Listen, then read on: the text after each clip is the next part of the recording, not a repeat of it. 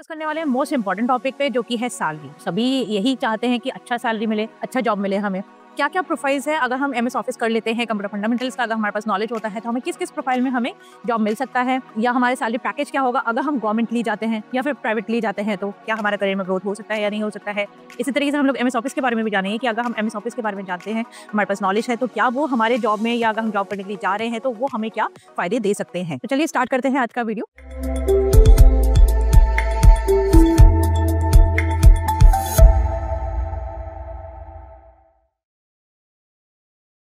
Hello friends, welcome to our another class. आज का आगे का नेक्स्ट लेक्चर हम लोग स्टार्ट करते हैं नेक्स्ट टॉपिक के साथ में। लास्ट क्लास में हमने जाना था कि कंप्यूटर इंट्रोडक्शन के बारे में हमने समझा था कि कंप्यूटर था क्या, या जो वर्ड है कंप्यूटर वो कहाँ से आया है, या कंप्यूटर वर्ड का मतलब क्या है, उन सब चीजों के बारे में जाना था। आज जो हम लोग टॉपिक पढ़ने वाले हैं वो है व्हाट इज कंप्यूटर, जिसमें हम computer definitions as well as full form वगैरह भी जानेंगे। तो चलिए क्लास स्टार्ट करते हैं अपना। तो आज का जो नेक्स्ट टॉपिक हम लोग पढ़ने वाले हैं वो है व्हाट इज कंप्यूटर। तो जिसमें हम लोग डेफिनेशन देखेंगे और कंप्यूटर के बारे में थोड़ा सा जानेंगे। Computer is an electronic device. जैसे कि आपको दिख रहा है कि यहाँ पे मैंने लिखा है वर्ड इलेक्ट्रॉनिक डिवाइस। आपको भी बताइए इलेक्ट्रॉनिक डिवाइस हमारे डिफरेंट होते हैं, तो एग्जैक्टली जो इलेक्ट्रॉनिक वर्ड आया है यहाँ पे वो क्यों है वो आगे देखते हैं। So a computer is an electronic device which can be programmed to perform high-speed mathematical or logical operations. तो जैसे कि यहाँ पे आपने एक वर्ड देखा प्रोग्राम, तो इसका मतलब हो गया कि ये प्रोग्रामेबल इलेक्ट्रॉनिक डिवाइस है। ये नॉर्मल इलेक्ट्रॉनिक डिवाइस नहीं है, ये प्रोग्रामेबल इलेक्ट्रॉनिक डिवाइस है जो कि कुछ इंस्ट्रक्शन से चलता है। तो इसलिए हम ये बोल सकते हैं कि कंप्यूटर जो है वो एक ऐसा इलेक्ट्रॉनिक डिवाइस है जो कि प्रोग्रामेबल इलेक्ट्रॉनिक डिवाइस होने की वजह से जैसा आप इंस्ट्रक्शन दोगे वैसे ही वो काम करेगा। Computer accepts, stores, correlates, manipulates and processes information in binary format.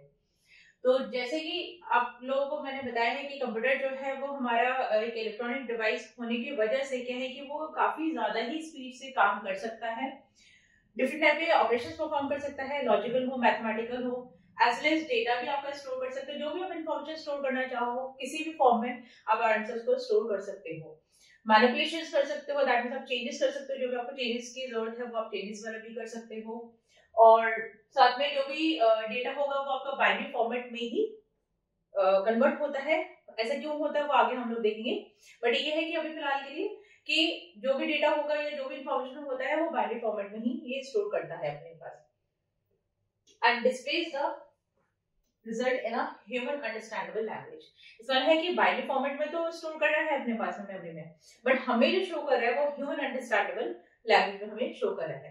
मतलब हुआ कि जो लैंग्वेज हम लोग अंडरस्टैंड कर सकते हैं। कंप्यूटर में जो होता है आजकल तो सभी लैंग्वेजेस में आ गया है कि आप अगर जैसे फोन से भी हम लोग करते हैं, किसी को हिंदी समझ आता है तो वो हिंदी में चेंज कर लेता है लैंग्वेज, अगर किसी को पंजाबी आता है तो वो पंजाबी में चेंज करते हैं, किसी इंग्लिश आता है तो वो इंग्लिश में कर देता है।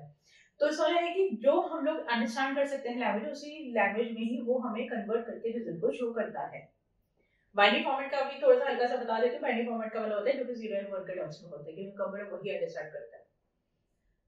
So the word computer stands for, तो जो कंप्यूटर जो वर्ड है इसका अपना खुद का एक फुल फॉर्म भी है जो कि हमारा है। कंप्यूटर में जो स्पेलिंग है हम सबसे पहले उसको देखेंगे, क्योंकि जब तक आप स्पेलिंग नहीं देखोगे तब तक आपको समझ में नहीं आएगा कि इसका जो फुल फॉर्म है वो क्या आया हुआ है।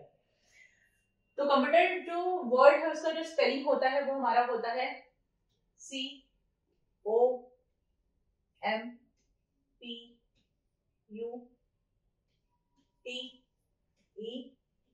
COMPUTER, जिसमें C का मतलब हुआ कॉमन, O का मतलब हुआ ऑपरेटिंग, M का मतलब है मशीन, P का मतलब है पर्पसली, U का मतलब है यूज फॉर,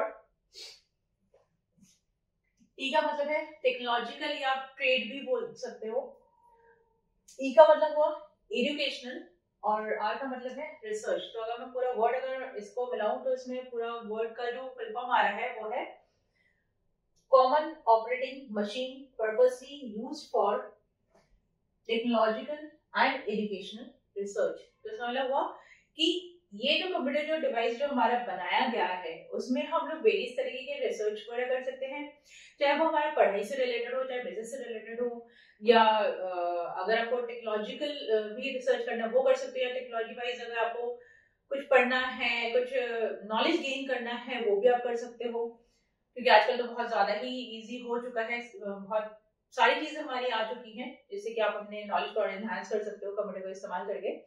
तो इसलिए जो मशीन यहाँ पे जो बनाया है वो मेनली इस पर्पज से बनाया है कि वो हमारे टेक्नोलॉजिकल या ट्रेड पर्पज से, ट्रेड मतलब होता है बिजनेस, बिजनेस पर्पज से हम लोग इस्तेमाल कर सके, और एज वेल एज एजुकेशन के लिए भी हम लोग इस्तेमाल कर सके, चाहे वो हम रिसर्च के लिए यूज कर रहे हो या पढ़ाई के लिए यूज कर रहे हो। तो इस बेसिस का पूरा जो प्लेटफॉर्म है वो खुद ही अपने आप में ही एक मीनिंग शो कर रहा है, जो कि है common operating machine purposely used for technological and educational research. अब अगर आपको कंप्यूटर का जो डेफिनेशन है वो अगर आपको वन लाइन में भी अगर बताना है वो भी बता सकते हो, जो कि है a computer is an electronic device that is designed to work with information. अब कंप्यूटर को डिजाइन इस तरीके से किया है कि हम यहाँ पे जो काम करते हैं वो इंफॉर्मेशन के साथ ही काम करते हैं। तो अब इंफॉर्मेशन के साथ अगर ये काम करता है तो वो करता कैसे है या क्या इसके स्टेप्स रहते हैं। तो सबसे पहले तो ये है कि कंप्यूटर जो है वो इनपुट लेता है, इनपुट मतलब हो गया डेटा लेता है, जिसमें सबसे पहला हमारा आ रहा है टेक्स इन सबसे पहले जो हमारा आ रहा है वो है takes in the input information, मतलब ये पहले इंफॉर्मेशन को एज एन इनपुट के तौर पे लेगा। अब इनपुट क्या है वो मैं बताऊंगी, एग्जैक्टली मैं वर्ड यहाँ पे इंफॉर्मेशन यूज नहीं करूंगी, इंफॉर्मेशन एक होता है मीनिंगफुल डेटा, अब डेटा को ये एक्सेप्ट करता है बेसिकली। सेकेंड आता है हमारा process the information, and third is displace the output results.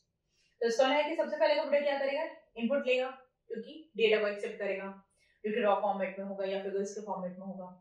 उसका इनपुट लेने के बाद फिर ये प्रोसेस करेगा उसको, प्रोसेस मतलब काम करना होगा, मतलब कुछ हम सेट ऑफ इंस्ट्रक्शंस बड़े यहाँ पे देंगे, उसके बाद फिर लास्ट में हमें क्या शो करेगा, आउटपुट शो करेगा।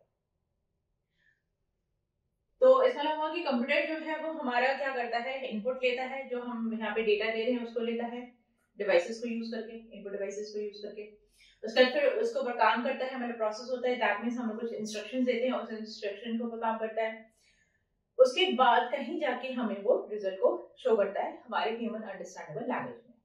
तो आज का क्लास हम लोग यही थे कि करेंगे।